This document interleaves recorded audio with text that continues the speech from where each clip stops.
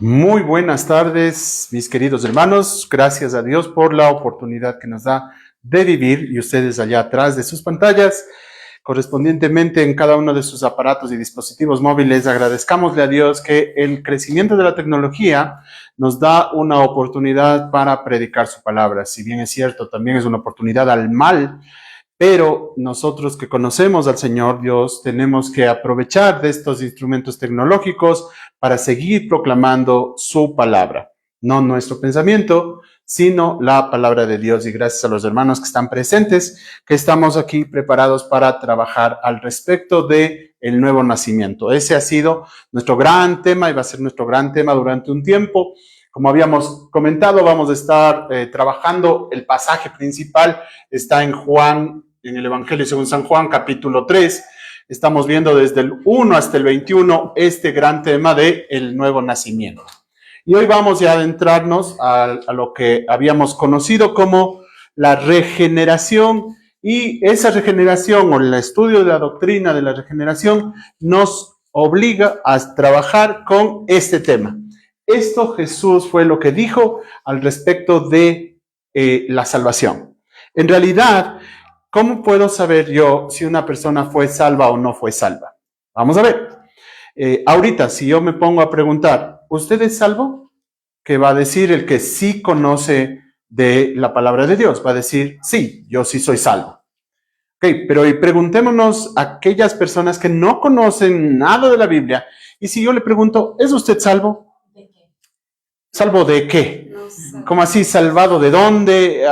¿Por qué? Que yo estaría pues perdido, etcétera, etcétera. Va a venir una serie de dudas. Entonces, a veces nosotros, que ya conocemos la palabra de Dios, hablamos en un idioma desconocido para los demás, porque no nos enfatizamos realmente en lo que las personas están preguntándose, que es exactamente lo que le pasó a Nicodemo. ¿Sí? Juan, capítulo 3, personajes que estábamos revisando son Nicodemo, que es un maestro, que le voy a poner así, un maestro de la ley.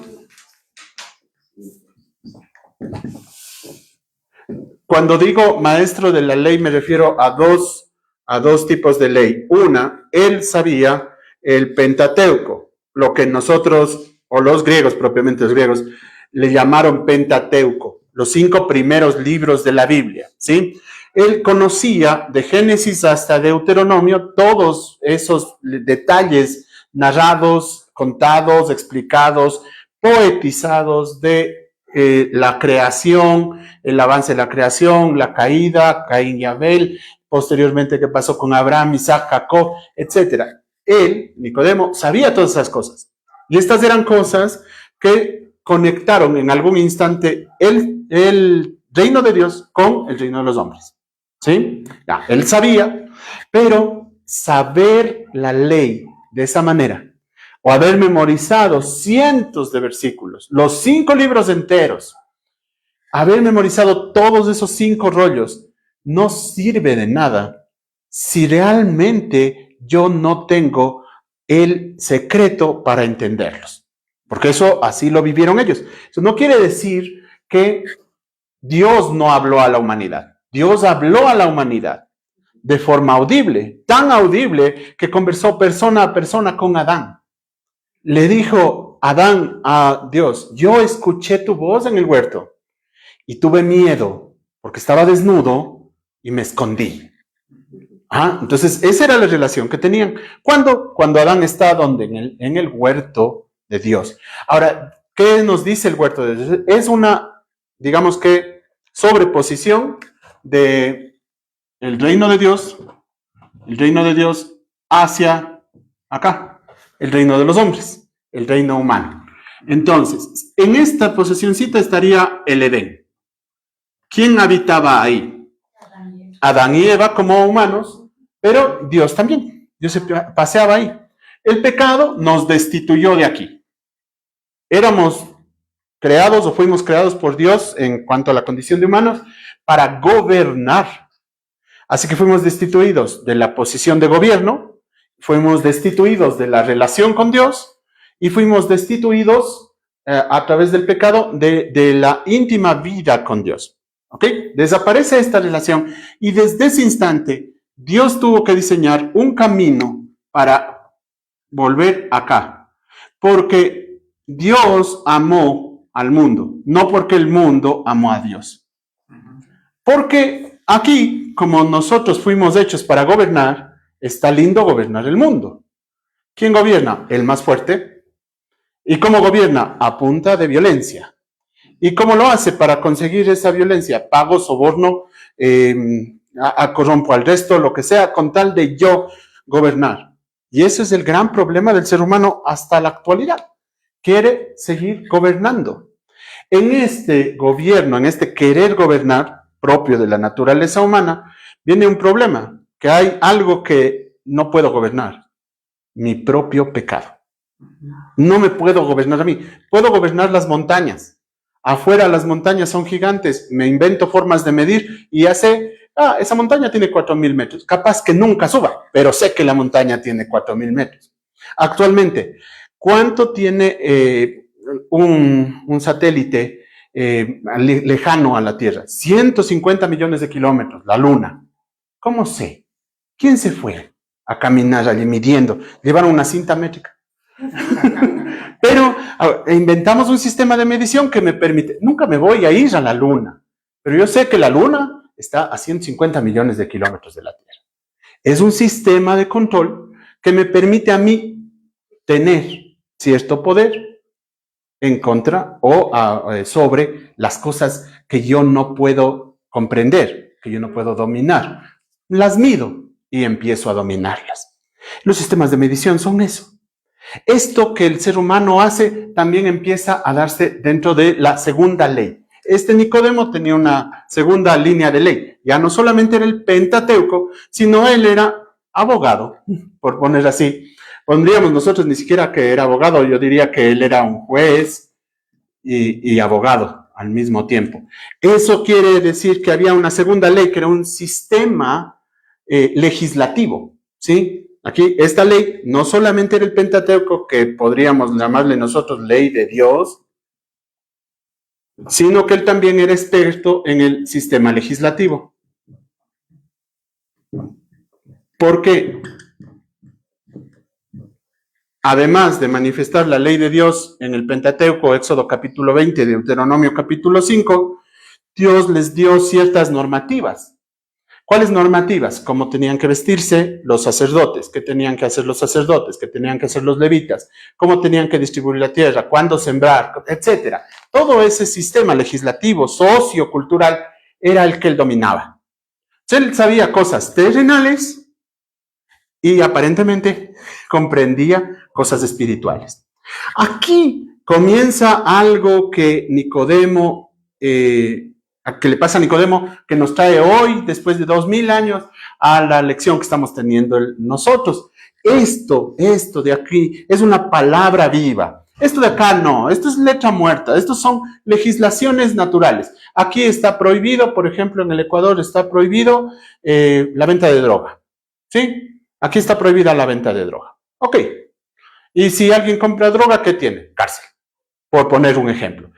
Eso también le pasa a Noruega, eso también le pasa a España, etcétera. Son cosas generales, cosas legales, que nos permiten vivir con facilidad, relativa calma, tranquilidad como sociedad. Pero esto no me molesta finalmente, porque para esto hay, si haces esto, tienes esta consecuencia, si no haces esto, tienes esta otra consecuencia. Hay algo muy tajante en relación a estas leyes, pero esta ley no puede ser medida así, porque es una ley que es una ley viva. Y esta vida es la que le lleva a Nicodemo a preguntarse. Esta vida hace que Nicodemo pregunte, se cuestione, analice, y está llena siempre de preguntas. Siempre la vida de la ley va a estar llena de preguntas. Porque voy a estar analizándome con patrones mucho más elevados que los que yo pueda desarrollar. Aquí, ¿es bueno dar limosna a una persona? ¿Es bueno dar caridad a una persona? Sí. Si le doy mucha, se vuelve vago, no va a trabajar nunca. Entonces, ¿qué tengo que hacer? O entonces no le doy. No, pero podemos buscar un equilibrio aquí. Pero acá, yo no puedo traer esta ley de aquí de dar limosna, ponerla aquí y decir que esto es norma de Dios. La norma de Dios no va a decir dale limosna. La norma de Dios va a decir, en la ley viva, va a decir, tú tienes 2 capas, dale una y no te quejes. ¿Ya? O va a decir, ama a Dios con todas tus fuerzas.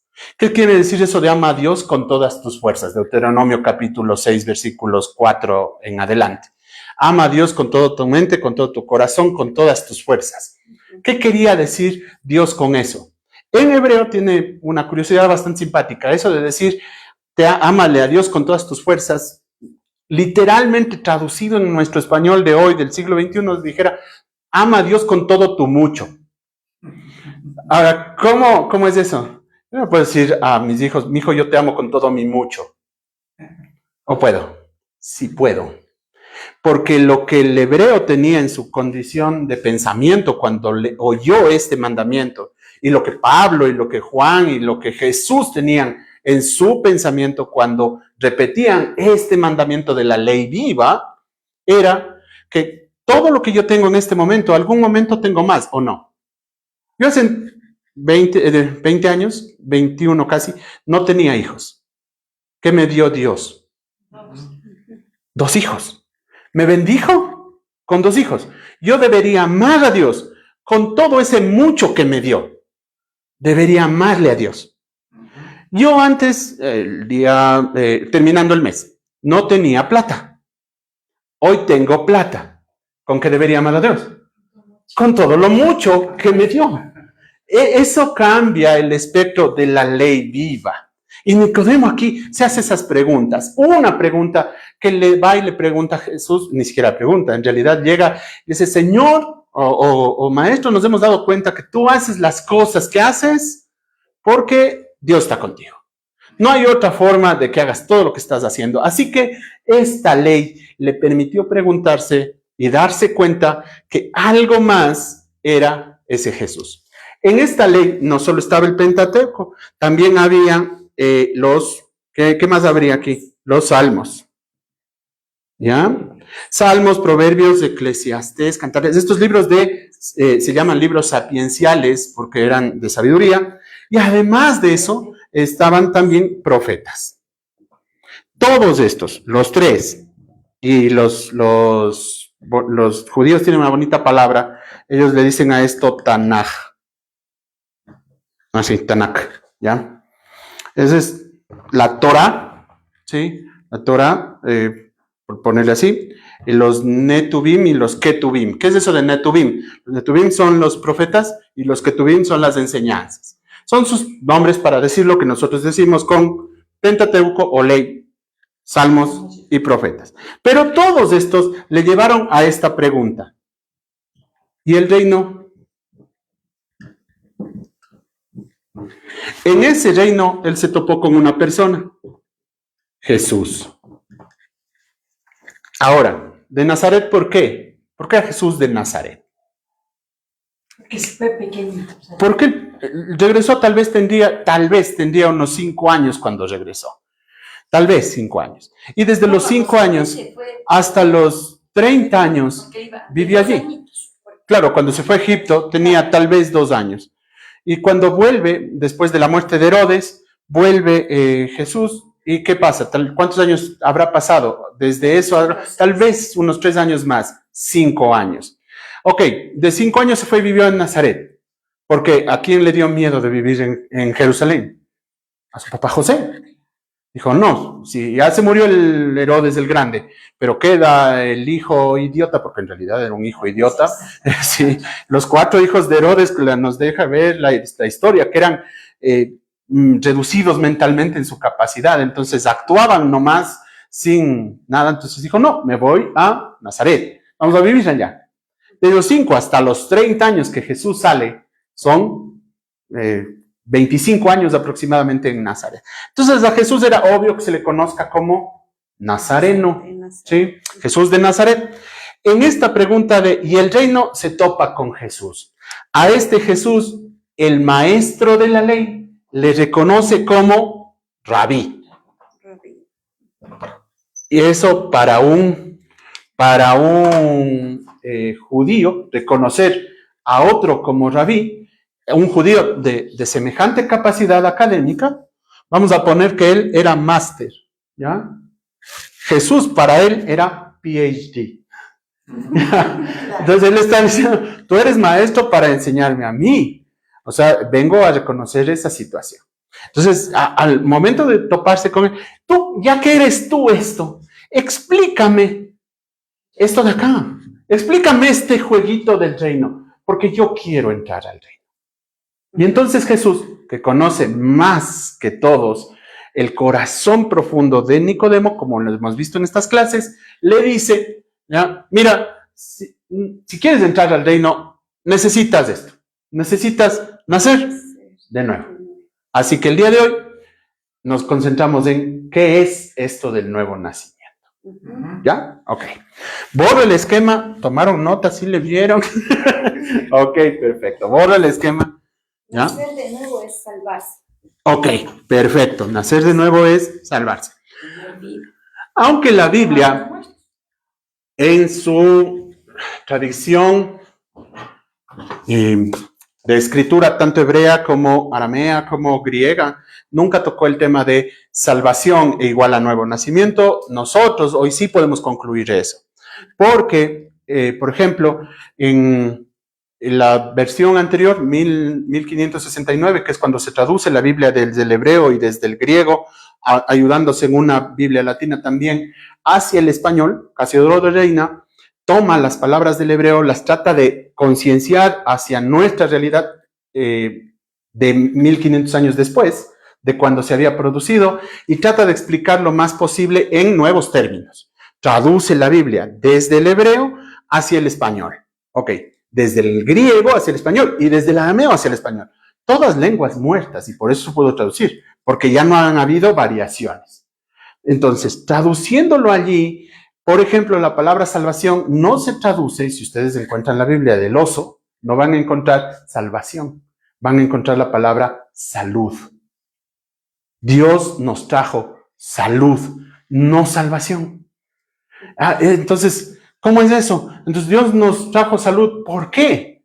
Isaías capítulo 1 e Isaías 53 tienen la respuesta. Isaías capítulo 1 le dice Dios a su pueblo, mira, Israel, vas a tener que hablar conmigo, pero antes de que hables conmigo, te vas a hacer esto, vas a darle a las viudas, les vas a devolver lo que estabas robándoles, no les quites la oportunidad al pobre de comprarse un terreno, no porque seas rico vas a comprar heredad sobre heredad.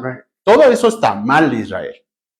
Ahora, ¿por qué haces eso? Porque eres una podrida llaga.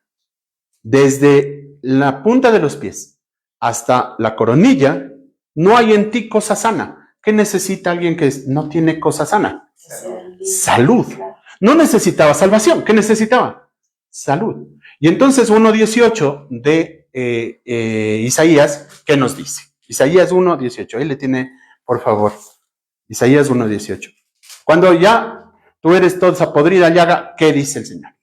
Venid luego, dice Jehová, y estemos a cuentas. Si vuestros pecados fueren como la grana, como la nieve serán emblanquecidos. Si fueren rojos como el carmesí, vendrán a ser como blanca lana.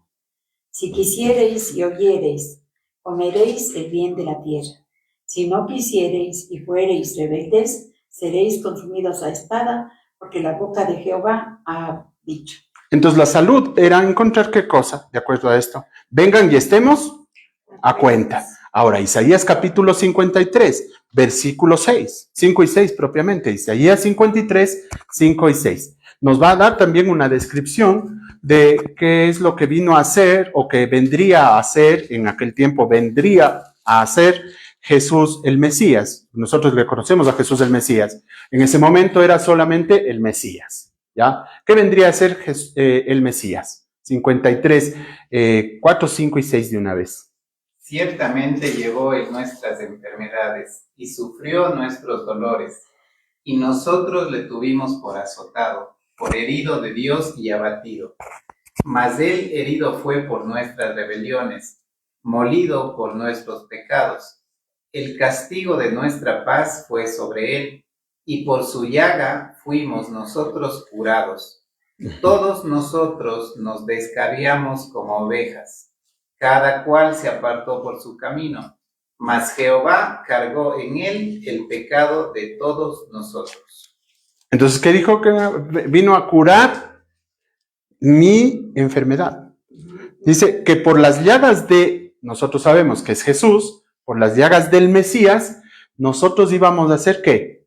Curados. No quiere decir que por las llagas de Cristo y si me encomiendo a la sangrante rodilla del Señor Jesucristo va a desaparecer mi dolor de estómago. Eso no me está diciendo, sino que la llaga de Cristo, el sufrimiento físico de Jesús, me quita a mí la posibilidad de la gangrena y del cáncer que me consume porque estoy muerto, separado de Dios en mis delitos y pecados. Entonces se refiere a la salvación, a esto. Espiritual. Espiritualmente. Y por eso es que Pablo dice, ¿no? Ya en el Nuevo Testamento, o sea, se refiere y dice, ¿quién puede librarme de este cuerpo de muerte? Exactamente. Por eso mucha gente a veces se confunde, ¿no? Y dice, ¿cómo que quién puede librarme de este cuerpo de muerte? Si estoy vivo, o sea, sí, no entiendo. Porque claro, no entiendo, porque ¿cuál cuerpo de muerte si yo estoy caminando, actuando ya? Y es muerte espiritual. Es una muerte espiritual. Porque los miembros que yo tengo, ojos, oídos, brazos, todos los miembros se oponen en mi carne a la vida espiritual que Dios espera de mí. Exactamente. Muy bien, correcto. Entonces, para Jesús, el asunto fue sencillo de explicarle eso al Nicodemo, a ese que sabía la ley de memoria y que sabía la regulación correspondiente. Y entonces le dijo, mira, Nicodemo, no puedes entrar aquí si no es que naces de nuevo. Así que, ¿qué es el nuevo nacimiento? Esto es lo que nos trae a cuenta. Y primera cosa que vemos en hace 15 días, si recordamos, ¿qué era el nuevo nacimiento? ¿Qué era esta situación? Dijo que el nuevo nacimiento era un acto divino. Así que vamos a poner aquí. Primera cosa, es un acto divino. No hay voluntad humana en el proceso. Señor Juan capítulo 3, el Señor Jesús hablando con Nicodemo le dice, esto es cosa del Espíritu. No es cosa de que te metas en el vientre de tu mamá, mi querido Nicodemo, no puedes entrar ahí y volver a nacer, es lo que se te está ocurriendo. Eso es terrenal, así juzgas sociocultural y biológicamente. Pero no sucede eso. Te estoy hablando de cosas espirituales. Entonces, como es algo espiritual, es un acto divino, sin la voluntad humana. O sea, acto divino, ¿de quién viene? De Dios. Viene de Dios. Esta es su procedencia.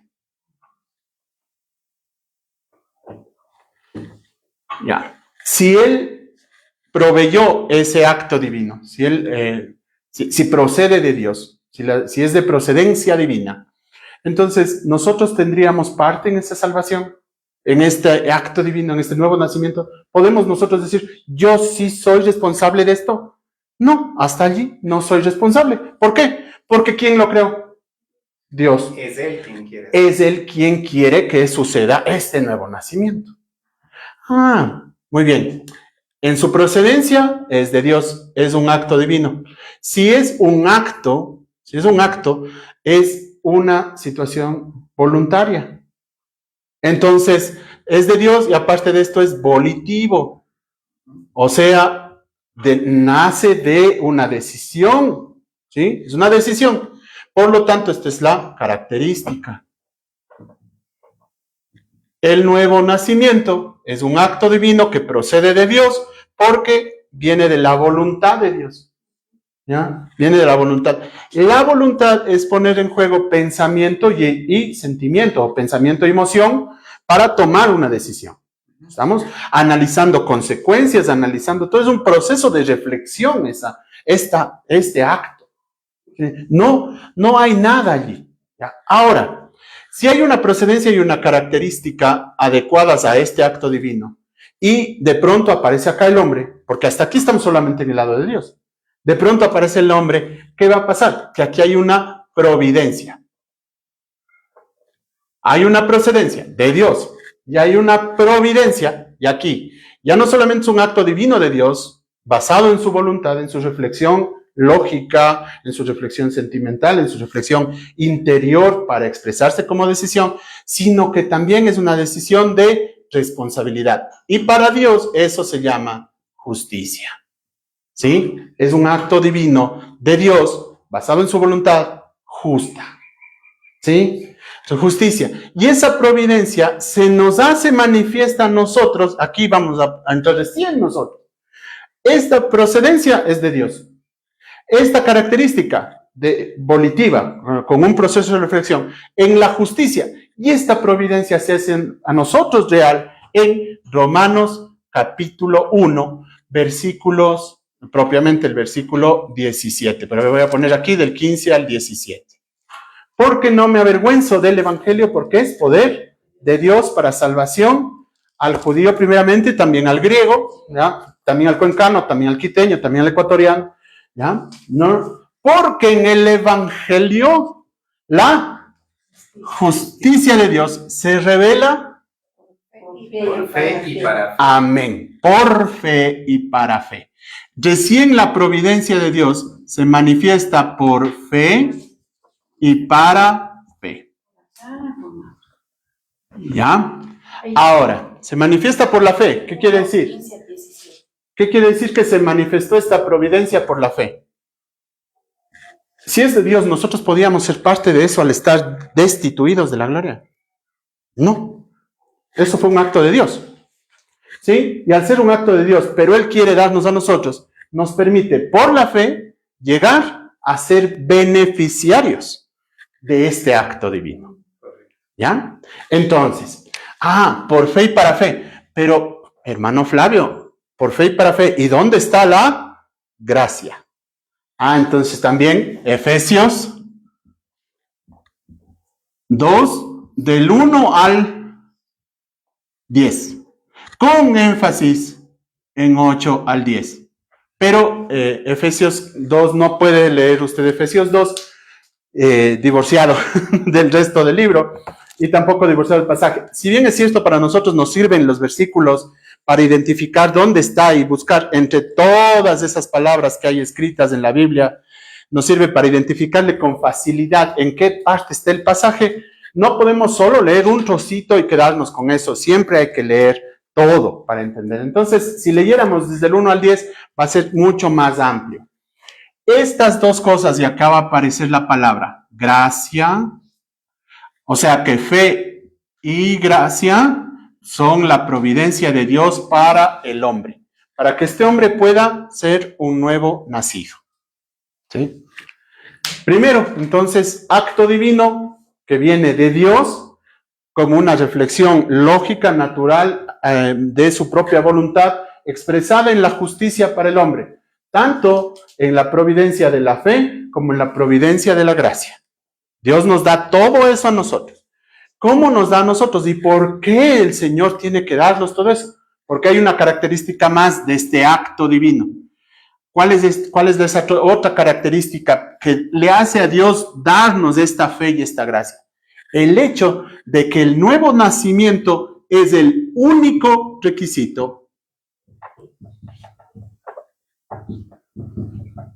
para entrar al reino. Entrar al reino de Dios. Esta fue la respuesta de Jesús a Nicodemo. ¿Cómo le haces, Señor, cómo le hago para entrar al reino? Jesús, ¿cómo entro al reino? Tú vienes del reino, se te nota. ¿Cómo hago yo para entrar allí? Nicodemo, tienes que nacer de nuevo.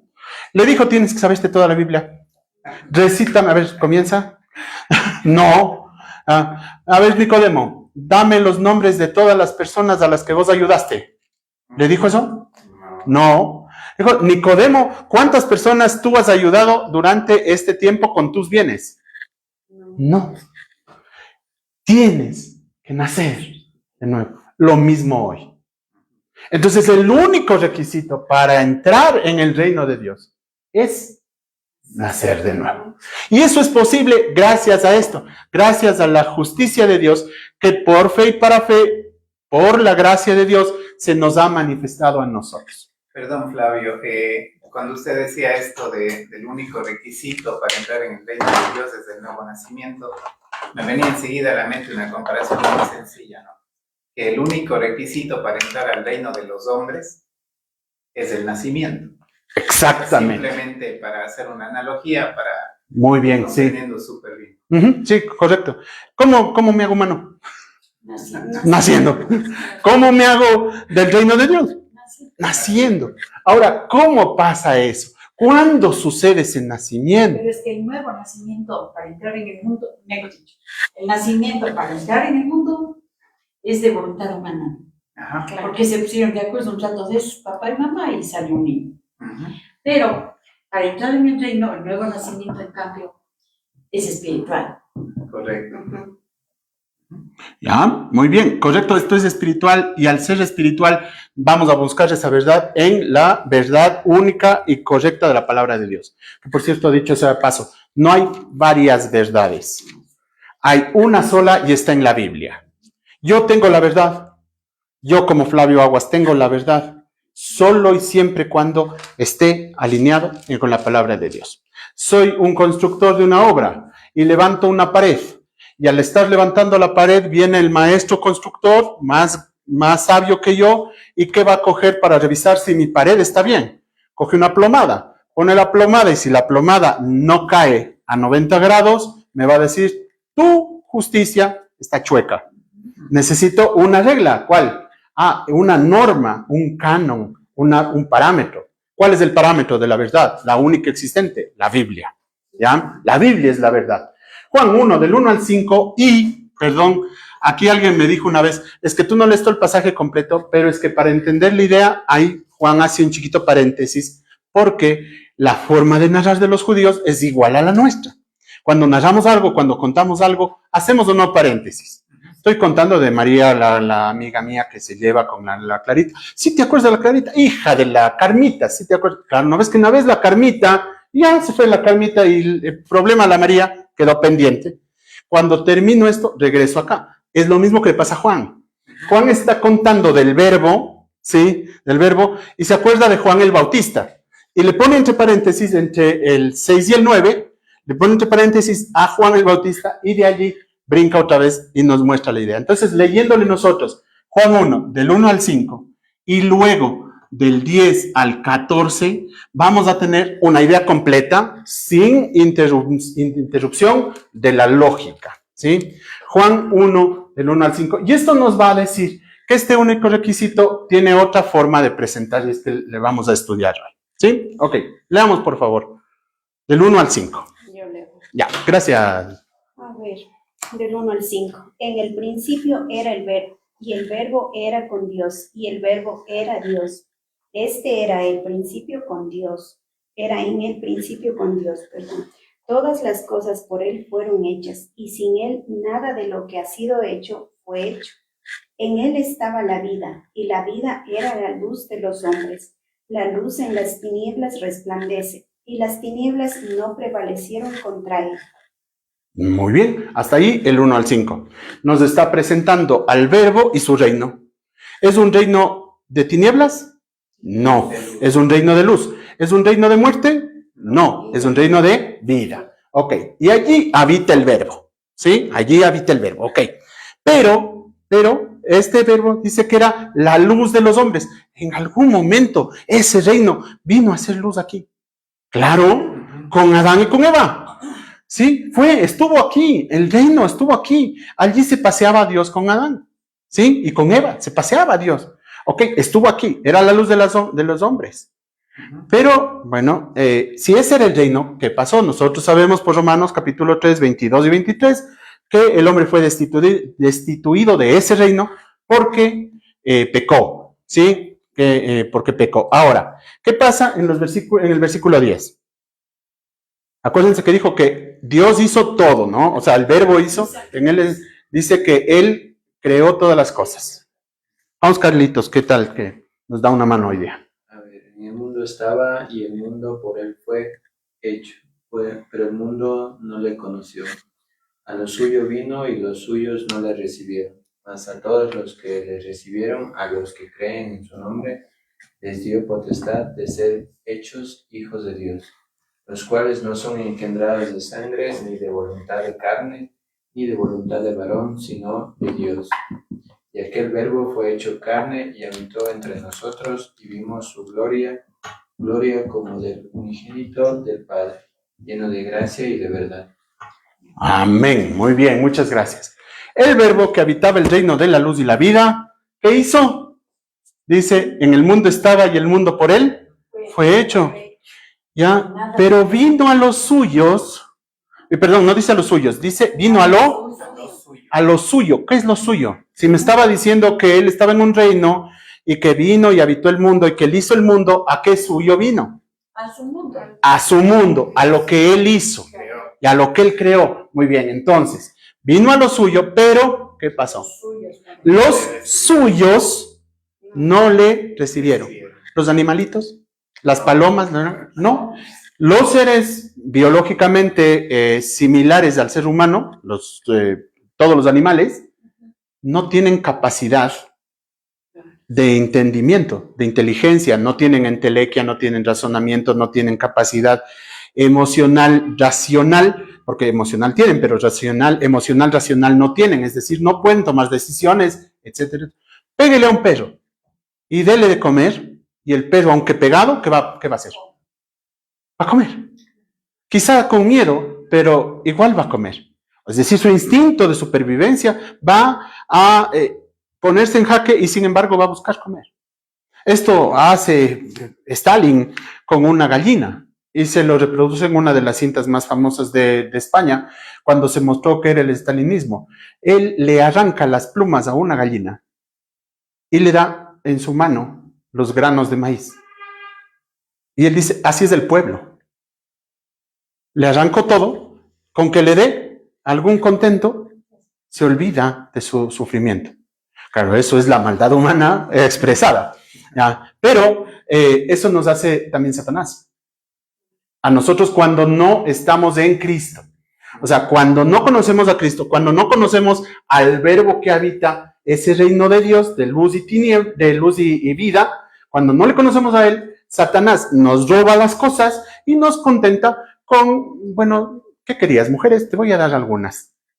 De pronto rompe a la familia, pero le da alguna vanidad. Exacto. ¿Cierto? Y dice, mejor estás solo, pero sí, ahora tienes un buen carro. Pero tienes un buen carro, exacto. Entonces, con una tonterita nos quita las plumas, como a las gallinas, y vamos ahí, ¿no? Cuando no conocemos a Cristo. Cristo es totalmente contrario. Él es un Verbo que habitaba un reino de luz y vida, no un reino de maldad.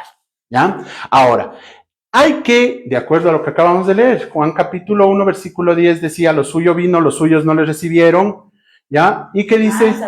Pero a todos los que le recibieron. Pero, ahí hay un pero. Siempre que haya un pero es bueno hacer una pausa. Si toda esta era la condición. Él vino, hizo el mundo, llegó al mundo, los suyos, hechos por él, no le conocieron, ¿ya? Pero, más. A todos los que le recibieron, les dio potestad de ser hechos hijos de Dios. Y esta es la diferencia. Yo, al recibir al Verbo del reino de luz y vida, al recibirle, al conocerle, al darme cuenta que es lo que dice ser y creerle, yo le recibo a él, Juan 1:12, y esto no me da ninguna ventaja. No es que, es que yo ya le recibí porque yo le quise recibir. No, porque yo acabo de ver acá que el asunto era de Dios. ¿Ya? En ese momento se dio el nuevo nacimiento. Me dice que me hace, si yo nazco en una familia, ¿qué soy de esa familia? Hijo, pertenezco a esa familia. Y entonces, yo soy ahora también, ahora que he nacido de nuevo, de acuerdo a Juan 1:12, dice que yo tengo derecho, les dio potestad. ¿Qué es? ¿Sería solamente derecho? La potestad no es solo derecho. La potestad es la capacidad, el poder de ejercitar un derecho. Eso es potestad. La capacidad de ejercitar un derecho, de ejercer un derecho. ¿Qué potestad me dio a mí? Me dio la potestad de ser hecho hijo. yo soy hijo de Dios por nacimiento en su familia, no por adopción con la manera que nosotros entendemos.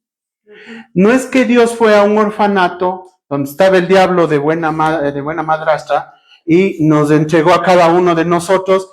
¿A quién quieres? Al churudito, ya toma el churudito. No fue así, no es así con Dios. Con Dios no es así. Él dice, me recibe. Y como me recibe, yo le doy el derecho de ser hijo. ¿Ya? Soy nuevo nacido. Soy nuevo nacido. No soy engendrado por Dios, jamás. Soy un humano, pero nací en el reino de Dios gracias a esto. ¿Sí? Ahora, ¿por qué pude yo recibir a Cristo? Porque yo soy humano y soy mejor que el resto, porque yo entiendo mejor. No. Porque yo era lindo, bonito. No. Porque peca menos que el resto. No. Solo puedo llegar a esto porque fue un acto de voluntad de Dios. Manifiesto en la justicia de Dios, predicado a mí por el evangelio de Dios, que motivó mi fe para yo poder creerle. Por la gracia que él tuvo. Porque en mí no había nada. Existe a veces un poco de confusión con esto que mencionó del hecho de la adopción. Ajá. Entonces es bueno también porque algunas personas conocen la palabra de Dios, la Biblia, y dicen, no, pero la palabra sí dice que fuimos adoptados y demás, pero sí es bueno el entender la connotación de adopción como el futuro, ¿no? Exacto. Como el futuro, cuando entraremos en el reino. Sí. Seremos adoptados, pero está hablando ya después de que abandonemos. Después de que abandonemos. Ajá. Todo lo demás, cuando seamos glorificados, eso. hijos maduros. Sí. Entonces, nada más para poner en contexto, ¿no? Porque sí. La adopción se refiere a ese tiempo. Claro. Si las personas que conocen de Biblia leen el contexto y hacen un buen análisis, se van a dar cuenta que se refiere a eso. Sí, no que está refiriéndose al hecho del nuevo nacimiento, sino al hecho de la capacidad de heredar. Ya, y eso, bueno, propiamente valiéndonos de la cultura griega, y no solamente la cultura griega, la cultura sinaítica de los tiempos anteriores a Jesús, los tiempos de Jesús y los 3 siglos posteriores a Jesús, el concepto de adopción era ese. Un padre podía ser papá biológico y sin embargo, el hijo, siendo hijo biológico, no podía tener herencia hasta que no cumpla 12 años. Entonces igual, yo en el nuevo nacimiento, si es mi hijo, ahí está, es mi hijo, pero no le puedo dar herencia hasta que no tenga los 12 años en el caso de la cultura. En el caso de nosotros, ¿cuándo nos va a dar Dios de herencia? Imagínese usted con poder movernos de un lado a otro, ahorita, yo pecador. Yo voy y le insulto al uno, me escondo y me voy a insultar a otro. Y vivir. Exacto. Ahora, nosotros con esta corrupción propia de nuestra condición no glorificada, teniendo la herencia de los cielos en tangibilidad, ¿qué haríamos? Barbaridades. Horrores. Entonces, ¿qué tiene que esperar el Señor? El Señor no espera, pero ¿qué tiene que esperar el nuevo nacido? Llegar a la madurez cuando el Hijo de Dios, o sea, Jesús, se haya formado en esta corrupción terrible y que yo, sea que haya dormido en Cristo, o sea que transformado por el poder del Señor en el momento del arrebatamiento, yo pierda mi materialidad y me sea entregado un cuerpo glorificado. Entonces, ahí, en ese momento, yo soy capaz. Listo para heredar. Ya, entonces, ya alcancé el momento en el que puedo heredar. Ok, ahora, ¿Dios me ve como heredero? Perdón, en eso sí debemos tener mucho cuidado y gracias a un que enfatizó. Porque la gran mayoría de personas que van a las iglesias dicen, soy hijo adoptado. Claro que vamos a hacer. El Señor ve el futuro como un presente. Tanto es así que dice que estamos sentados en lugares celestiales. Nosotros no entendemos. Y sí estamos, porque si estamos en Cristo, y si Dios está en el cielo, en Él estamos nosotros.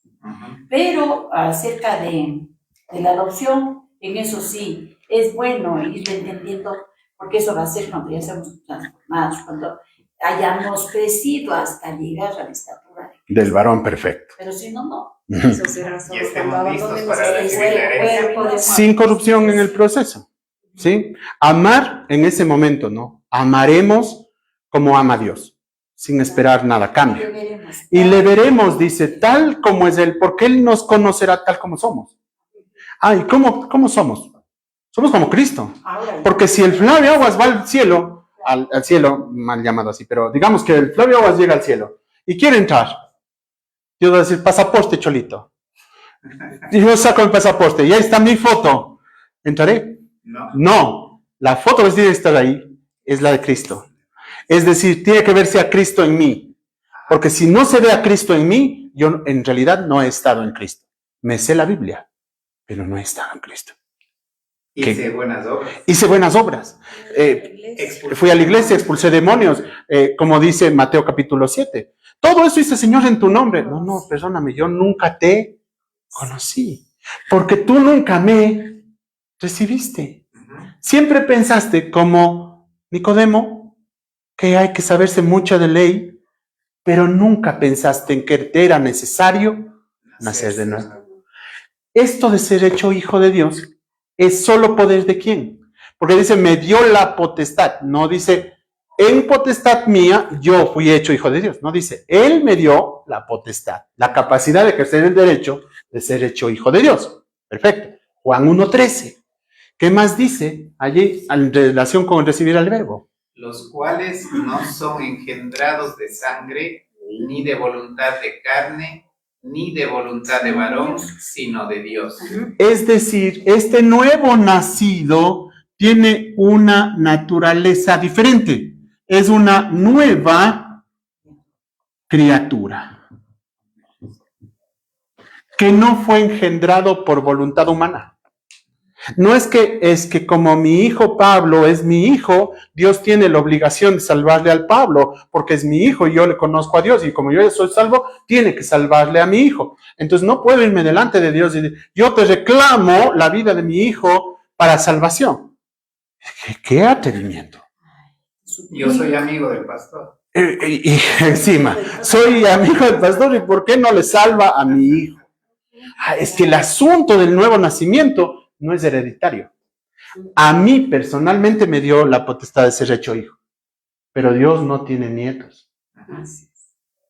O sea, no porque yo haya sido nuevo nacido, mis hijos son nuevos nacidos. Porque esto no es voluntad de carne, no es voluntad humana, es voluntad de Dios.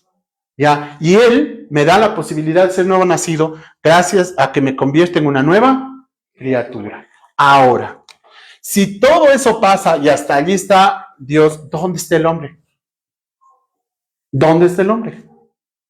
Y eso nos queda para la próxima sesión. Quedamos con el diagrama esta vez.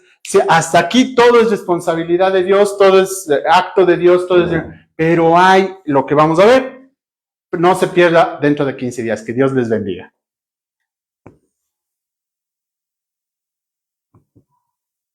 Ay, te dejo. Ya se cerró la transmisión, creo.